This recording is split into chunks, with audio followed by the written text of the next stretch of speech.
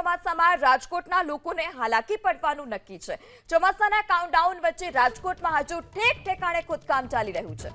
આ ચોમાસામાં આરએમસીના પાપે રાજકોટના લોકોના હાડકા તૂટવાનું નક્કી છે। વોર્ડ નંબર 7માં આખો રોડ બંને સાઈડ ખોદી નાખવામાં આવ્યો।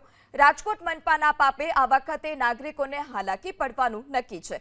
ક્યારે સુધરશે રાજકોટ મહાનગરપાલિકાનું પ્રશાસન, તે સૌથી મોટો સવાલ છે।